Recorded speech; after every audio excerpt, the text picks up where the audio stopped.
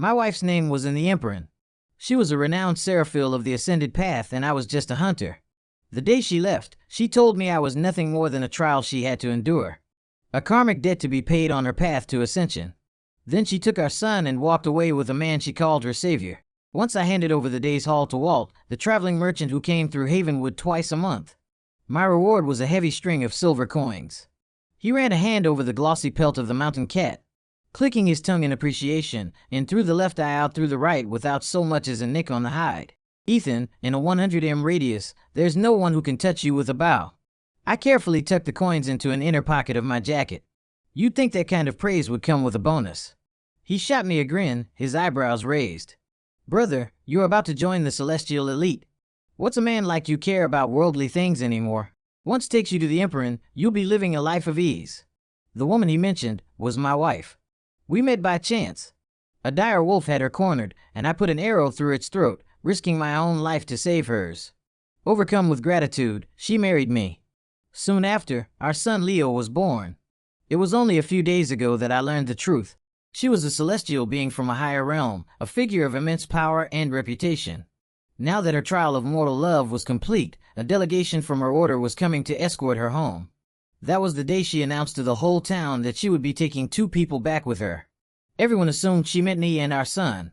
In my first life, I believed that, too. But this time, I knew better. My name wasn't on that list. 2 in my past life. The 2 she took with her were Leo, our son, and Julian Croft, the man who'd healed her from mysterious illness, her supposed savior. I was the one left behind, forgotten. Before she left, she told me, Ethan, I descended to this world with my powers sealed to face a karmic trial of the heart. You were the man fate chose for me. Though we are husband and wife, the chasm between celestial and mortal is too great. But don't worry, when I have time, I'll bring Leo back to visit. I accepted her words in silence, clinging to the hope that our family would one day be whole again. I waited for years, never leaving our home, afraid they would return and not be able to find me. I waited as my hair turned to silver and my back began to stoop. I died alone in that bed, waiting. This time I had no such illusions.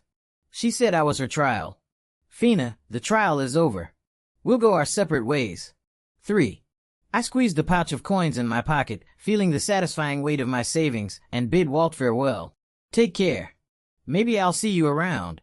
Thinking I was heading off to a better life in the Empyrean, he waved me off with a wide smile. Once you're up there, brother, it'll be a long shot we see each other again. Good luck. I didn't say anything. I was leaving.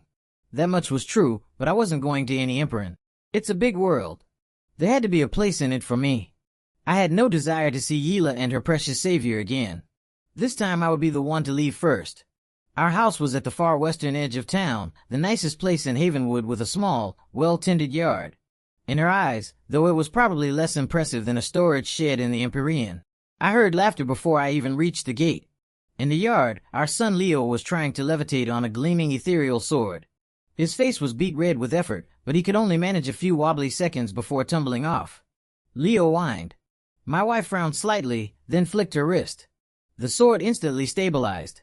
So, her powers are back. I thought. She was always beautiful with a cool aristocratic air. Now, with her abilities restored, every gesture she made was imbued with the grace of a celestial being. No, she was a celestial being. I was just the dust that had settled on her. Standing off to the side was the man she considered her savior, Julian Croft. He was far more attentive to Leo than she ever was, constantly reminding him to be careful. The concern on his face was so genuine, you'd think he was the boy's real father. He was a doctor, but he had the refined, scholarly air of a man from a wealthy, influential family. Charming and debonair. Then I looked at myself, skin-tanned and weathered from sun with a hunter's broad, rough build. Years in the wilderness had given me a wild edge. No wonder she and our son felt closer to Julian. Looking at them, they made a much more picturesque family. I imagine that's how they lived in the Emperor in my past life. A happy, perfect trio. A surprised voice cut through my thoughts. Ethan, you're back early today. A flicker of panic crossed her eyes before she regained her usual cool composure. I didn't answer in my last life. I come home late and never knew Julian had been there. They certainly never mentioned it. 5. I lower my head and walk toward the house. Seeing me ignore her, she grabbed my sleeve as I passed. My hands were calloused and rough. She rarely touched me if she could help it. Why aren't you speaking? She asked, her voice tinged with impatience. Julian is here. He came to see Leo. I pulled my sleeve from her grasp. I know. Perhaps my indifferent tone annoyed her. Her elegant brows knitted together and a chill entered her eyes. Leo ran over. Dad, Julian is still here. Why are you acting like this? The kid was young, but he was already perfectly in sync with his mother. They say sons are like their mothers. He didn't just look like her. He thought like her, and he liked the same people just like his mother. He was ready to forget he had a mortal father, ready to accept living with his Uncle Julian. She was cold, but Leo was even more so. I shot him a glare.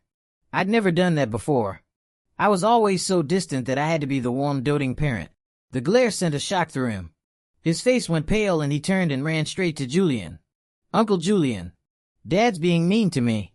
He whimpered. Can you take me away from here? Julian knelt, stroking his hair. Your father is just teasing you, Leo. Don't be scared, he said smoothly. Come on, let's go into town. I'll buy you a treat. Leo cheered up instantly. Yeah, let's go. And Mom can come, too. Just the three of us. I didn't care if the three of them left together. It was nothing I hadn't weathered before. From now on, I was living for myself. Just as I was packing a small bag, she walked in. What is wrong with you today? She demanded. Is it because of Julian? He was only here to see Leo. Why are you being so petty? I turned to look at her at the undisguised irritation on her face. What's the matter? Weren't you going with him? That remark finally broke her composure. Ethan, Julian saved my life when I was on the brink of death. He was the one who pulled me back. She snapped. Why must you be so small-minded? You disappoint me. How could the man I married be so graceless? With that, she turned and swept out of the room. She seemed to have forgotten. Yes, Julian may have pulled her back from the brink, but I was the one who pulled her from the jaws of a wolf. I was the one who carried her limping down the mountain. And I was the one who risked my life scaling a cliff face to get the herbs she needed. She once told me she was only taking Julian to the Emperor to repay her debt to him. But in the end, it was just me she was dissatisfied with. Today I was small-minded. Tomorrow it will be something else. In my past life, Leo looked down on me too. Dad, the creatures in the Emperoran are celestial beasts. You can't just hunt them, he'd said. Besides, you don't look like you belong in the order. None of that mattered anymore. It was perfect, really. With them gone, I could finish packing in peace with no explanations needed. 7. They came back late. Julian walked Leo all the way to the gate, only leaving after Leo's reluctant goodbyes. Leo went straight to his room and slammed the door, clearly still angry with me. I had no time for his moods. I was busy planning my escape. She was as cold as ever. With an attitude like yours, you'll only cause trouble if you come back to the order, she said, her voice flat. I made my decision. I'm taking Leo and Julian. As for you, you brought this on yourself. Don't blame me. A bitter laugh escaped me. It's your decision to make. You're a celestial being now with all your powers restored. I'm just mortal. I wouldn't dare blame you. I'm terrified you might just wave your hand and erase me from existence. I turned my back to her, lay down on the cot fully clothed, and closed my eyes, ignoring her reaction. Deep down, I was disappointed. I wished I'd been reborn on the day I first met her, as the wolf closed in. I would have walked away and let the beast have its meal. Maybe then everything would have been different. 8. Perhaps it was my uncharacteristic behavior. But over the next few days, she actually tried to explain herself. Ethan, if you could just be more open-minded, I could find a way to bring you to the Empyrean later, she offered one morning, her tone softer than it had been in years. Then our family of 3 could be together again. Trust me, we are after all husband and wife. I focused on my own tasks, just nodding vaguely to show I heard her. I didn't believe a single word. Her promises were more deceptive than a demon's whisper. Seeing my dismissive attitude, she finally let out a soft sigh and walked away.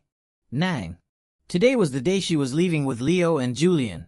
I was up before sunrise. Not for them.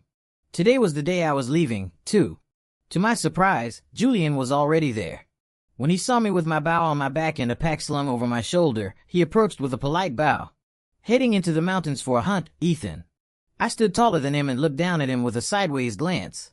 She and the boy aren't here. You can drop the act. Don't you find it disgusting? Julian Croft was no saint. He was a completely different person in front of me than he was with her. I told him once, point blank, you're an outsider, so don't even think about coming between me and my family. He'd agreed, feigning humility, but then immediately, accidentally let her know what I'd said. I was so furious, I beat him bloody. That, of course, enraged her and Leo. They accused me of being a violent brute, of not seeing the good in people, of hurting the one they cared about. But I still remember the ugly sneer on Julian's face that day. The one who isn't loved, he'd whispered. That's the outsider. Now I understood. He was right. I was the outsider. 10. My dear Ethan, this is simply who I am, Julian said.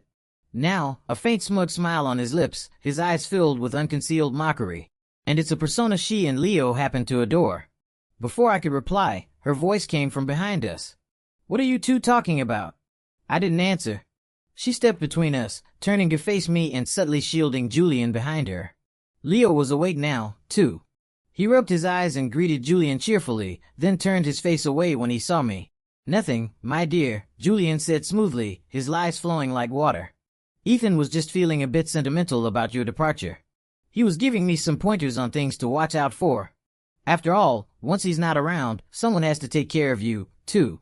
Hearing this, a look of guilt crossed her face.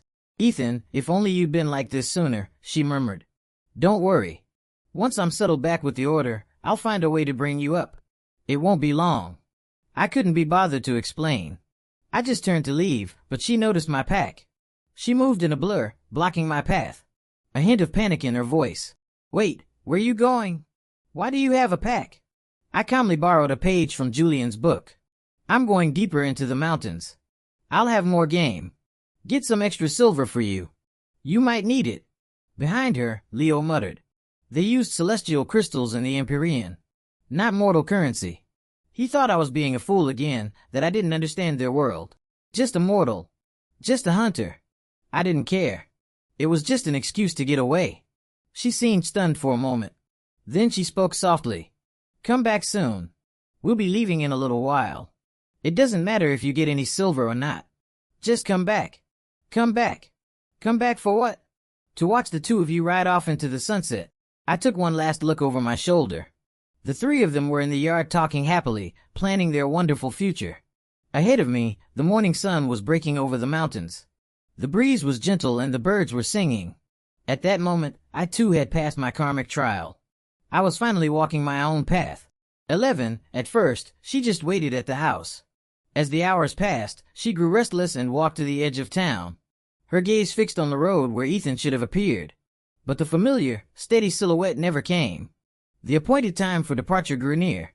Leo, practically bouncing with impatience, ran to her side. Mom, it's almost time. We have to go. An unfamiliar anxiety set in, her tone was sharp. What's the rush? We'll wait for your father. Leo flinched. He had always been afraid of defying his mother and could only mutter. But when is he coming back? What if? What if he already left? That last sentence struck a raw nerve. A glare so fierce it was as if he had uttered some great blasphemy. Your father is just running late. He'll be back, she said, as much to convince herself as to reassure her son. Soon Julian arrived. Lady, shouldn't we be on our way? A little longer. She seemed determined to wait for Ethan. Lady, Julian said gently. I think Ethan might be avoiding us on purpose. Perhaps he's waiting for us to leave before he returns. His words made her hesitate.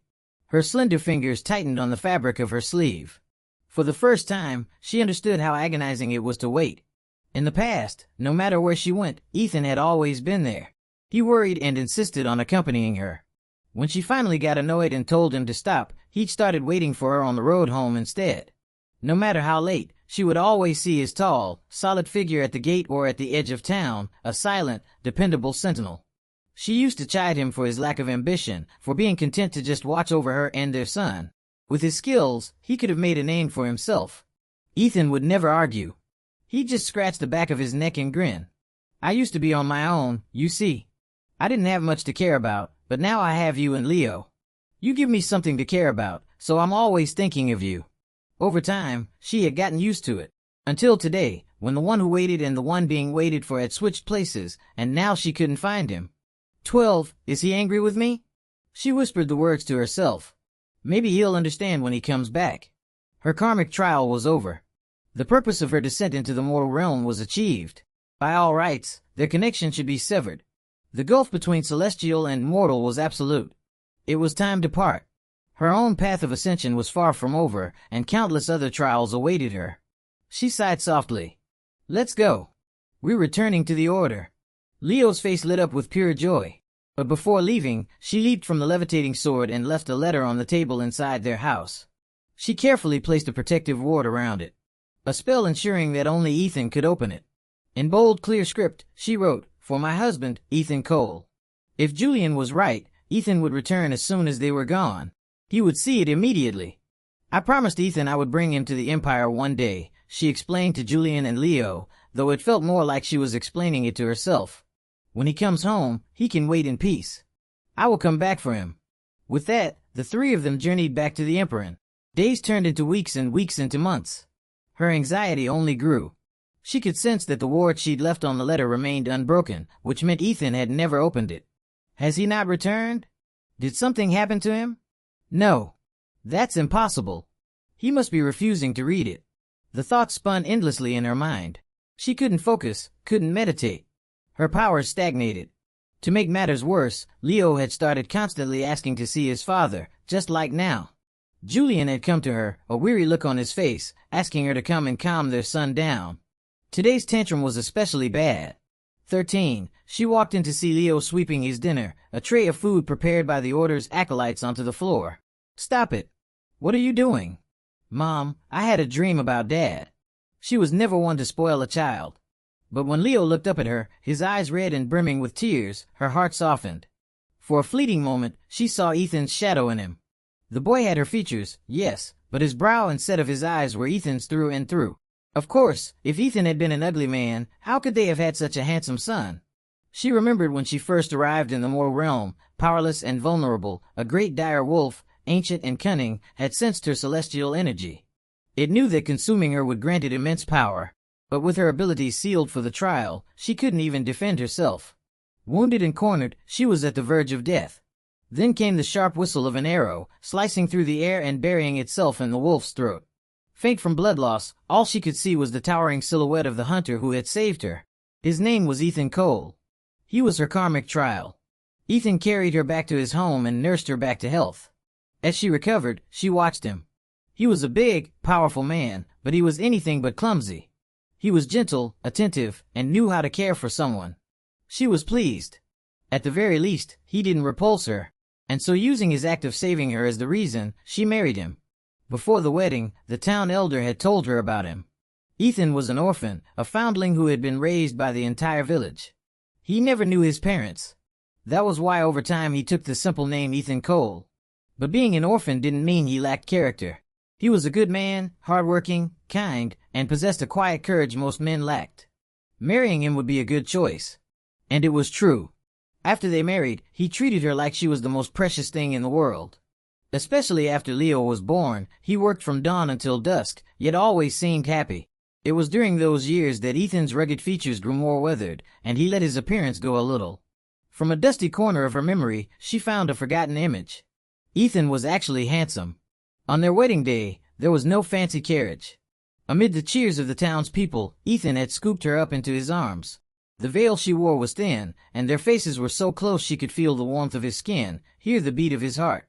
She could see his strong brow, his sharp, clear eyes. In that moment, her own hands had wrapped around his neck. Her heart had fluttered. She willingly fell into her trial of love. That night, she had wanted him. "Mom." Leo's voice pulled her back to the present. "Mom, the food here is awful. It's not as good as the roasted quail Dad used to make me. And Dad used to carve me wooden swords and take me exploring. The elders here are mean. When are we going home?" "To find Dad." Leo ran to her, looking up with pleading eyes. She stood in silence, unsure how to answer him. "All right," she said finally. "If you stop throwing tantrums and do the lessons the elders assign you every day, I will take you to find him." Leo's eyes lit up as if he'd just seen a miracle. "Promise, Mom." "I promise." And so Leo, who had inherited his mother's gift for cultivation, excelled in the Order's junior trials. As a reward, he was granted leave. Mother and son traveled through the night, returning to their old home, only to be greeted by a house shrouded in dust. And a letter addressed to her husband that had never been opened. 14. After leaving Havenwood, I walked east, chasing the sunrise. The journey wasn't without incident. I came across a band of highwaymen attacking a family on the road. The driver and their guards were already dead. The bandits were dragging a woman and a young girl into the woods. Their leader, a brute with a scarred face, told me to leave my money, and he'd let me live. By the time my fourth arrow found its mark, taking him and 3 of his men down, the rest scattered into the forest. The family, saved from a terrible fate, was eternally grateful. The father, an older, distinguished man, thanked me profusely and begged me to escort them to the nearby Riverbend city, promising a generous reward. With nowhere else to be, I agreed. Once they were safe within the city walls, I slipped away. In times like these, a family that's been robbed blind has better things to spend their money on than rewarding a stranger. Riverbend was a massive city stretching as far as the eye could see. It was also a city where it was hard for a man like me to find honest work. After a few weeks of odd jobs, I was sought out by men who worked for the governor. It turned out the older man I had rescued was him. And just like that, I was made sheriff of the county, a position of authority in charge of the local garrison responsible for keeping the peace. With a new title came a new home. Soon enough, people started asking about my past, trying to set me up with a wife. No parents, no wife, no children was always my answer. It was close enough to the truth. In both my lives, my wife and son were gone, and I'd never known my parents. I was utterly alone. But this time, I wouldn't wait in an empty house for the rest of my life. She and Leo were no longer the chains around my heart. I had found my own purpose, a life that wasn't defined by anyone else. Nearly a year passed. One day, I was leading my men on the usual patrol. One of my deputies leaned in and muttered that we were being followed. I glanced over my shoulder. A woman and a boy. The woman was ethereally beautiful, like she didn't belong in the mortal world. The boy, though young, already had a handsome, noble bearing. It was her and Leo. What were they doing here? Weren't they supposed to be in their celestial order cultivating their powers? 15. I ignored them and continued with my duties. Under my watch, Riverbend City had become a safer, more orderly place. Shopkeepers and citizens on the street greeted me by name. After dismissing my men, I found a small diner on a side street and sat down at the counter. The owner greeted me warmly and I ordered a bowl of chili. I turned around. They were still there standing just inside the doorway. There are empty seats, you know, standing must be tiring. At my words, Leo broke away from her and ran toward me. His face alight with pure unadulterated joy. She showed no outward emotion, but the perpetual frown that seemed etched between her brows had vanished. She kept her eyes downcast, hiding whatever she was feeling, and walked slowly to the booth across from me. When the owner brought my chili, I ordered 2 more bowls. I'd just taken my first spoonful when I heard Leo's voice from across the table. Dad. I paused for a fraction of a second, then went back to eating. I couldn't understand why they were here. Based on my past life, the day they left should have been the last time we ever saw each other. We were people from 2 different worlds. This was not how things were supposed to go. Their chili arrived. As Leo tried to mimic the way I was eating, he started talking, the words tumbling out of him. He told me how they'd returned to find the house covered in dust, and how they'd seen the unopened letter. In a panic, she had woken up one of the village elders in the middle of the night. The old man, rubbing the sleep from his eyes, had been confused. "Lady, what are you doing back? Did you see Ethan come back after I left?" "Ethan, haven't seen him." "Didn't he go with you to the heavens? Did you 2 have a fight?" The elder had asked before adding reassuringly, "Don't you worry. That boy is so in love with you. He'll probably come looking for you in a few days. He won't run off." But she couldn't listen anymore. She knew I had left before she did, and I had never returned. So, she and Leo began searching. By a stroke of luck, they ran into Walt, the traveling merchant, who told them he'd heard a man fitting my description in Riverbend City. And so, they had traveled 1,000 miles to find me. 16. Now, I knew the whole story, but their arrival didn't stir a single ripple within me. I already knew the choices they had made in my past life. This little deviation was nothing more than an unexpected detour. Eventually, the story would get back on track. "All right, when you're done eating, go back with your mother," I said, my voice even. "I have work to do. I'm leaving." I put some coins on the table for the meal. When I looked up, Leo was just staring at me, his spoon frozen in midair. Tears welled up in his eyes and spilled down his cheeks, plopping into his chili. I ignored him and turned to go. A hand grabbed my arm. The grip was gentle but firm. I couldn't pull away. Ethan, that familiar yet distant voice. It was softer than I remembered, with an edge of reprimand. I met her gaze. She was the first to look away, her eyes flickering down. "Can you just wait?" she asked, her voice barely a whisper. "Please, let me finish what I have to say." 17. I sat back down. Her hand never left my arm, as if she were afraid I'd bolt. She started talking, a constant stream of words. She said she knew I was angry, but we were a family and we could talk things through. Leo pleaded with me too, begging me not to leave again. The truth was, I wasn't angry. From the moment I decided to leave Havenwood, I had let the past go. It was all smoke. But she didn't believe me.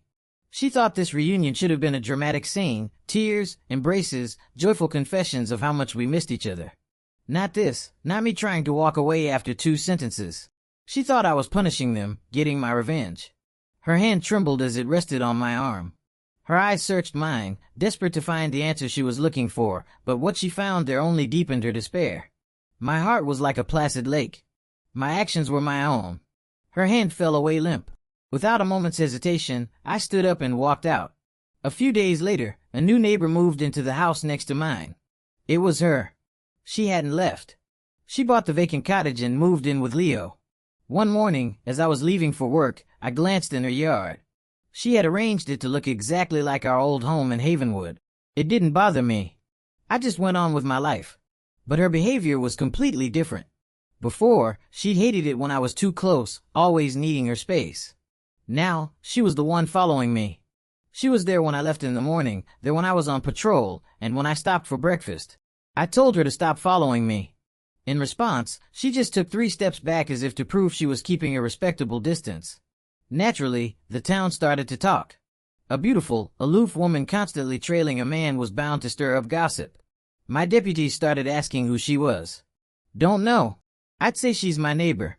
After a while, my deputies started suggesting I should patrol alone. Having someone constantly trailing them was, in their words, creepy. So, I started staying home more, which delighted Leo. At first, he just hopped the fence into my yard. After I scolded him, he started knocking on the front door like a civilized person. "Dad, I'm hungry for your roasted chicken, but I always cook just enough for one." Undeterred by his failure, he started showing up at meal times with a food basket. "Dad, Mom made a bunch of your favorite dishes. Want to try some? Her cooking has gotten so much better." I never answer the door. They say celestial beings live on dew and don't eat mortal food. She used to be like that. She couldn't cook to save her life. Apparently, that wasn't true anymore. One day, Leo was at the door again, knocking louder and louder. Finally, out of sheer frustration, I opened it. "Dad, someone's here to propose to Mom," he said. His little face creased with worry as he pulled me next door. As soon as I stepped into the yard, I heard the high-pitched voice of a matchmaker. "A lady as beautiful as yourself is bound to attract attention. As the poets say, a fair lady is a gentleman's desire." Now, Mr. Lou from the east side of town, before she could finish, her cool voice cut her off. "Tell him I'm already married and that my husband and I have a son." As she spoke, her gaze fell on me as Leo dragged me into the house. A look of undisguised relief and hope flashed in her eyes. The matchmaker looked from me to her, utterly confused. "Ma'am, are you talking about Sheriff Cole?" But Sheriff Cole has told everyone he's never been married. He's a single man. The air grew thick with silence. It took her a long moment to find her voice. "What did you say?" "Ethan said he's never been married." The matchmaker, confident in her information, pulled a small booklet from her robes. "Of course, everyone in town knows Sheriff Cole is a bachelor. This whole book is filled with the names of ladies who wish to marry him, widows, fiancés whose grooms died. You name it." Hearing this, she turned to me. "Are you serious?" The matchmaker thought the question was for her. "Absolutely. A man like the sheriff is a prime catch. Strong, handsome, and kind. I tell you, half the single women in this city dream about him at night. And if he did have a son, I imagine he'd be about this boy's age. Well, I have another appointment. I must be going." And with that, she scurried away. Her lip trembled as she turned back to me. "Ethan, why would you say you've never been married? Have you forgotten that we said our vows?" Of course, I hadn't forgotten. But what was I supposed to say? That I had a celestial wife from another dimension? That my wife left me for another man and took my son with her? Besides, she was the one who made the choice to leave. The memory of my past life was still vivid. I wasn't about to spend this life dying alone in a bed, haunted by the ghost of a family that abandoned me. Have you ever considered, I said, my voice low and hard, what it does to a man to watch his wife take their son and leave with another man?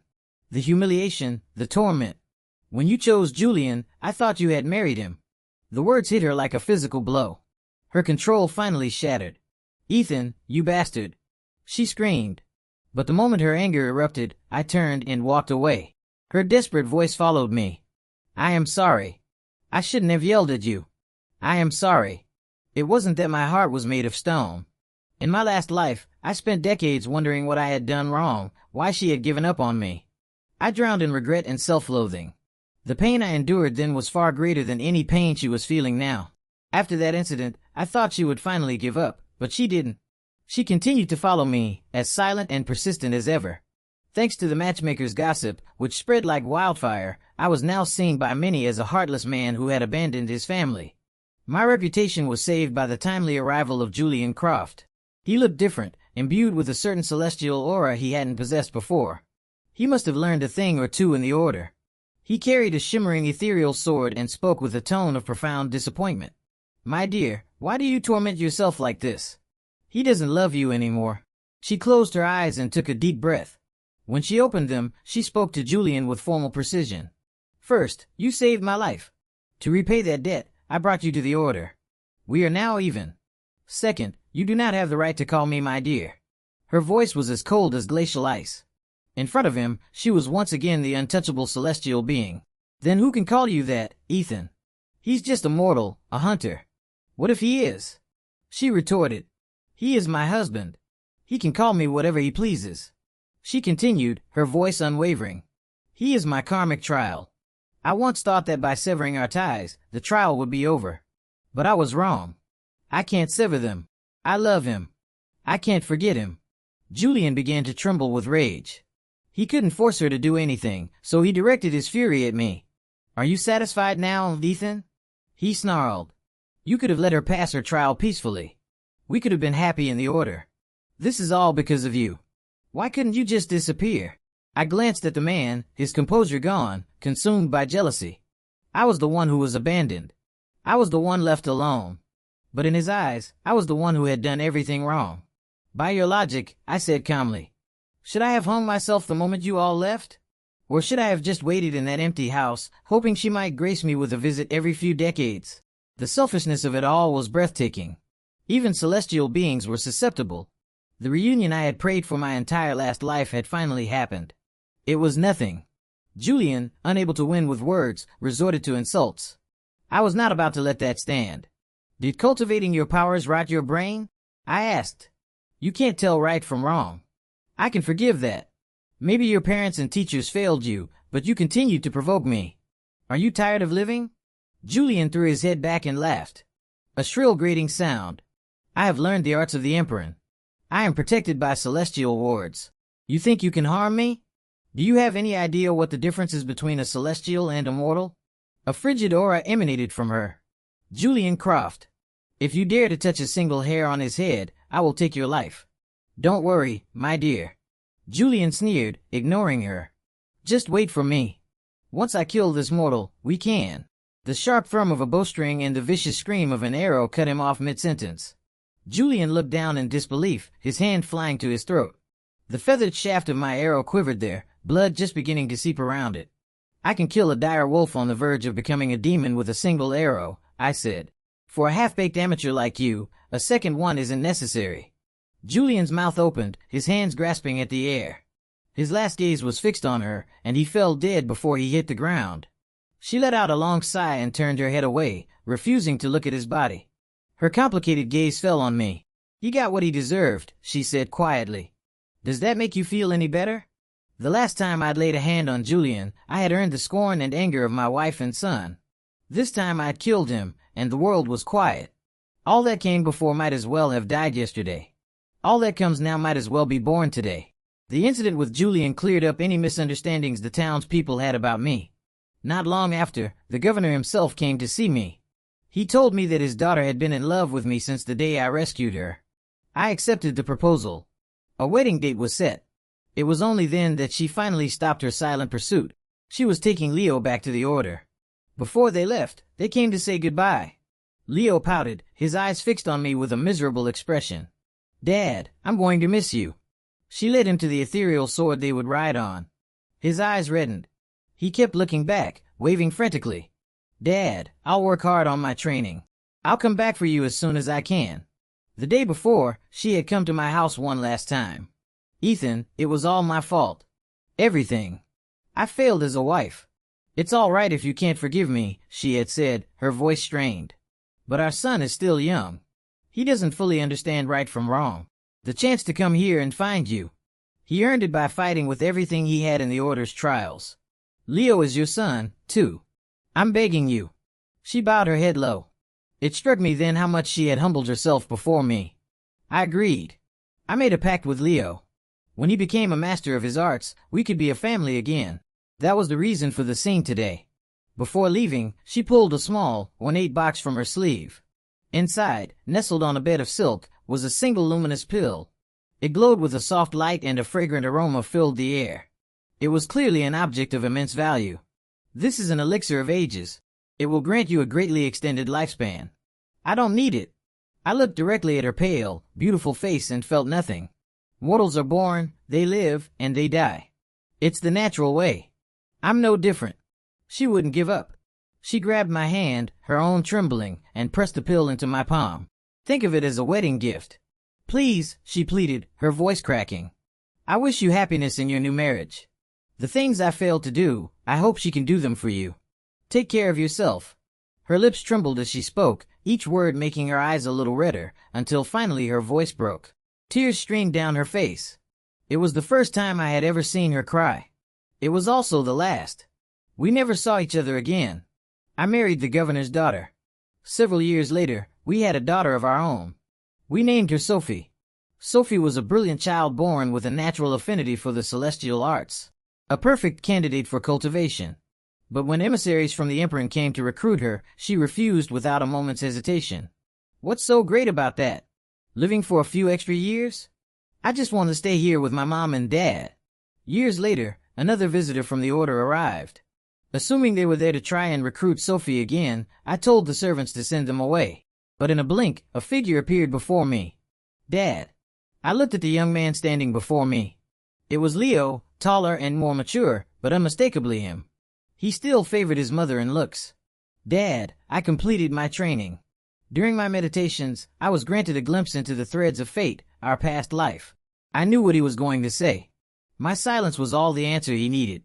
He dropped to his knees, his body heavy with remorse. "Dad, Mom passed away. After she brought me back to the Order, she returned to our old house in Havenwood. She told me she never passed her karmic trial because she never wanted to. This son has come today on behalf of my mother and myself to tell you we are sorry." Leo bowed his head to the floor 3 times. Before he left, I gave him the elixir of ages. My hair was now graying at the temples, but my home was filled with love. I wanted nothing more than to grow old with my wife and watch my daughter grow up and find her own happiness. Sometime later, I went back to Havenwood one last time. There was a single quiet grave there, the burial place of my past, a memorial to a love lost to regret. The world is full of goodbyes that are never said.